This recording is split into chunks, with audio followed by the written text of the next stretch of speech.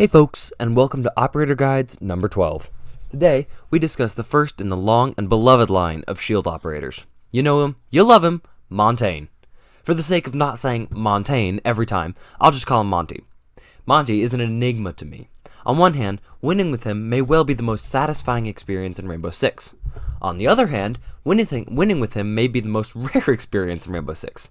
Seriously, that Jamaican prince that keeps calling you asking for money? Yeah, it's more likely that he's telling you the truth than it is for you to ace with Monty. Now, I'm not saying he's bad. I am saying he's difficult on so many levels. So bear with me as I go through this train wreck of an operator.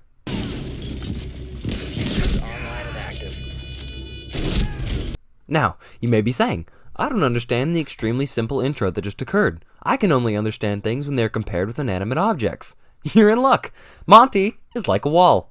I know, duh, but I'm not done. He's like a very specific wall. Now, brace here. He's like Trump's wall. Now, I know what you're saying. Why is he like that very specific wall? Let me give you some comparisons. First, just like America, Monty holds a shield in front to block any incoming ideas, then holds a gun out to shoot the source of those ideas. Then, the ideas stop. Second, Monty's shield has a lot of durability, and is really hard to break through. However, bullets can definitely go under the shield, so it can't block everything. Alright, this is a stupid analogy. Let's just get into his loadout. Monty has one primary. Personally, I think it's the best primary in the game. It is, of course, his Le Rock shield. Is Monty... Is he French? Hang on. He is? Holy cow. I didn't know that. Okay, so he has that one primary and two secondaries. The first is the P9, a great pistol with almost no recoil, and... No way. Here, too? Well, that's pretty cool. The revolver! Yeah, definitely both my favorite and least used secondary in the game. Why is it my least used? Because the P9 with Monty is so much better in every way. First of all, there is little recoil, so spam shooting is entirely possible. Second, the reload for the revolver takes so damn long and leaves you unshielded for way too much time. Third, a headshot from any gun will one-shot an enemy, so it really doesn't matter how much damage a pistol does. But forget all that, because the reason the revolver is the best secondary in the game is the cool factor. Seriously, winning with this thing is so gratifying. Like you get an incredible bang, then the satisfying red hit marker, and finally sometimes get to melee the down enemy. What is more satisfying than that? I say nothing. Stop securing the container. Secure the container. Op 4 last operator standing. So, because this is an Operator Guides video, I found 3 playstyles for Monty. Both hinge entirely on how you use your shield. In this joke playstyle, make use of the placement of your shield. No, I'm not saying in-game, I mean the slot it fills. Remember how I said that it was the primary weapon? Well, in this playstyle, you take full advantage of that. The main mechanic I'm talking about is that when your shield is unextended, you can melee people with it, and it's a one-hit kill. This does require you to get very up close and personal with your enemies, which would normally allow them to kill you. However, you have the perfect gadget to get close to people without their bullets killing you. So pull out your shield, use a smoke grenade, and charge headlong into any enemy you see. More often than not, this will get you killed, since it requires you to completely drop it when you sprint. But hey, when your foes receive a brute force smack to the forehead from your shield, they will think twice about ever challenging you again. Or, they may never think again, considering the brain damage you have clearly just inflicted. Well done! As per the name, Playstyle 2 is a force to be reckoned with. When using your shield, you have 2 modes. The extended mode covers your entire body and is nearly impossible to shoot around, and you can't hold a gun while using it. The unextended mode covers much less of your body, but lets you have a secondary to shoot at enemies. Side note, always use the laser. Yes, it may give away where you're aiming, but it allows you to know where your bullets will land when hip firing, which is very useful with Monty. Anyway, the Unstoppable Force playstyle means 2 things. First, that you only extend your shield when in extremely tough situations, and second, that you pick a secondary you're confident with.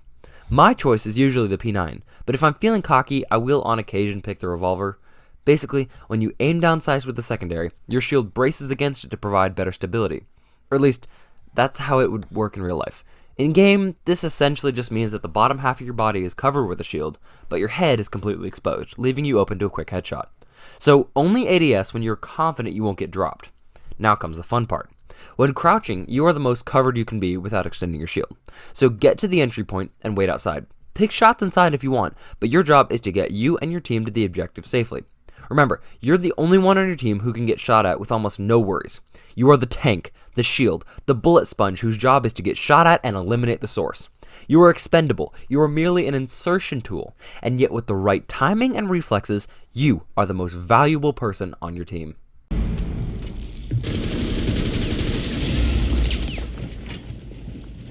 Reloading, cover me.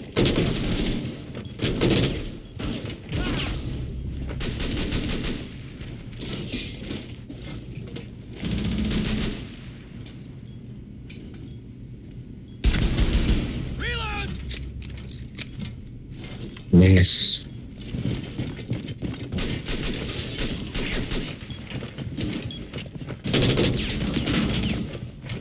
Drop the diffuser. Friendly, last operator standing.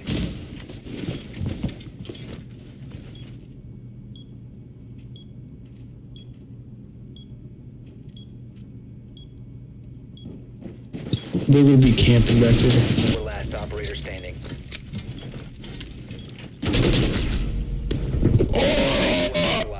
Just so you know, guys, I did not expect that game to go that well. I just want to say. I was just messing around with Monty, and it happened. Please don't ever ask me to replicate that, and it probably won't happen. Anyway, on to playstyle 3! This playstyle uses the shield's other mode, Extended. Essentially, the shield now covers your entire body, meaning you are immune to shots from the front. However, you can only walk, meaning that you cannot shoot back, you cannot melee, you cannot sprint, you cannot climb in windows without unextending your shield first. You are not immune to explosions, but you do have serious damage reduction to explosions in front of you. You are also not immune to fire, poison needles, and electricity. Basically, the developers did their very best to make this clearly overpowered operator less so. However, I'd say they failed.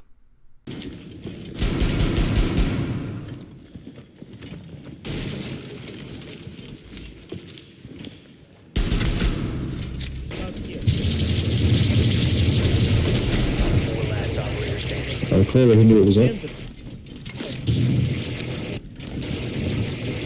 Push forward. Hold on, Monty. Go through that mobility. 15 seconds remaining. Fuck. Run in there, Morty. Get him. 10 seconds remaining. Hostile activity. Neutralize the threat. 5 seconds left. Have you ever heard of Payday 2? Those that have think that's a stupid question. Those that haven't have no clue what I'm talking about. In the game Payday 2, there exists an entity called the Dozer. This Dozer takes his job very seriously. What is his job, you may ask? Pest removal. Why am I bringing this up now? Well, it's because the Dozer perfectly encapsulates what this playstyle should be. You're up against the wall, and I am the fucking wall. Ah, fuck! So how do you keep out all the West Berliners, defenders? Well, it's pretty simple, as it should be. Enter the building, preferably near the objective. Go first. Extend your shield, and before every doorway or entryway, you have several jobs.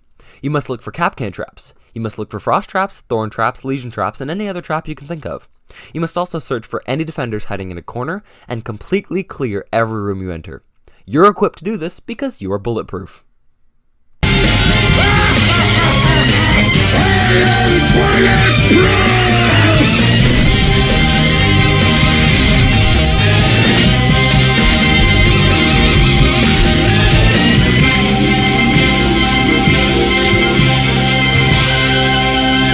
Make the trip to the objective as safe for your team as possible.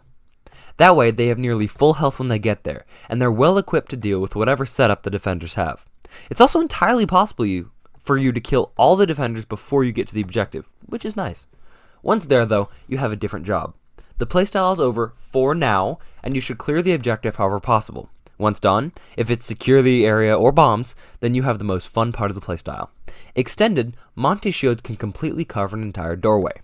What this means is that you can just extend and then stand in the entryway, meaning both your opponents can't get in to kill your teammates, and your teammates can take their time and plant the diffuser or just sit around and secure the area. You will be loved by your team for being a wholesome hero, sacrificing some of your health and putting yourself in harm's way. Not for glory or personal kills, but to specifically save your team from being hurt. That is a beautiful thing. The less beautiful thing is the other side. You will be loved by your team, yes, but you will be hated by the defenders. If you have rounds left, they will most likely mercilessly and tirelessly attempt to murder you in the most humiliating way possible. You now have the responsibility to not let them. It sounds obvious, but think about it. 1 round win with Monty, yeah, that's fine. We weren't expecting it, and Monty is a cheap operator. 2 rounds won with Monty, though, that is magical. Now the defenders both knew what you were doing and had nearly a minute and a half to prepare specifically for you, and they still could not stop you. The other team will despise you, and that's a good thing. The thing about Monty, his job doesn't end until the game does. If you pick Monty, then you have dedicated your efforts all game to the support and protection of your teammates.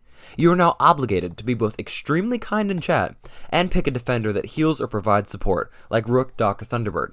If you do this, you will solidify yourselves in your teammates' memories as the optimal teammate, the best guy to have with you.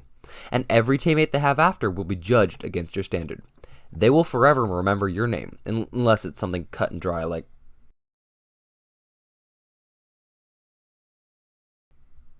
Want to know why I'm going on about this? Well, it's because it happened to me. I've met several people in Siege who I was kind to or helped out. Literally a month later, we randomly end up on a team, and I don't even realize. The guy calls me out by username, obviously, and then proceeds to tell me what game we were in that I helped him, and what I did. I really didn't even remember, but that's the power of kindness, folks. Who would have thought that a game about elite military operations would have such beautiful undertones? It's almost enough to bring tears to my eyes. Almost. I need some violence to stop feeling so sentimental. Push with your shield, Monty. Of course, there's a fucking castle in the corner there. Where? Ping him. Deacon, ping him. The basement, like, on the fucking, coming in from construction site. Run, run, run, run. So, left, to left, Ace's left.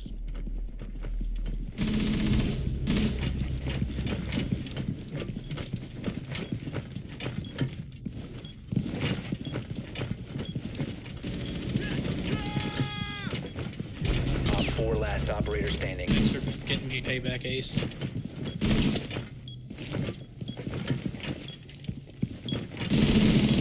He's hurt, he's hurt.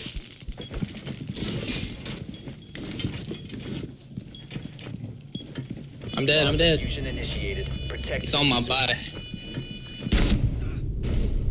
Op 4 That's better. Anyway, folks, that's all I've got for you today. If you enjoyed, please like and subscribe. It really helps me out. Enjoy some funny clips. Bye. 5 seconds to insertion. Op 4 drone located the hostage. Prepare to engage.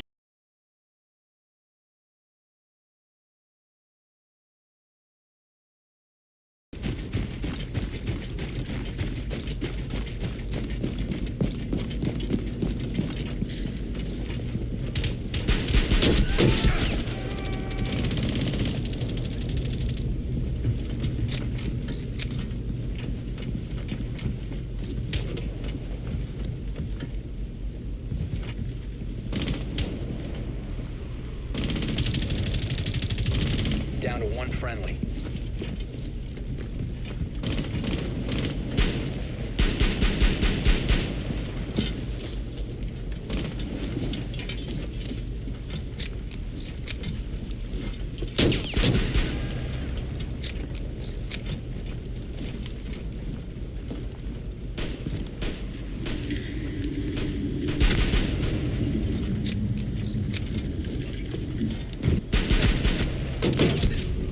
Op 4 Funny enough, at the end of that game, I realized that 2 of those guys, the original 2 that went out of that building, just to stand outside, were hacking. They were aimbotting. So, we lost that game. Anyway, guys, thanks for watching, and I hope you enjoyed. That's all I got for you today. Bye-bye.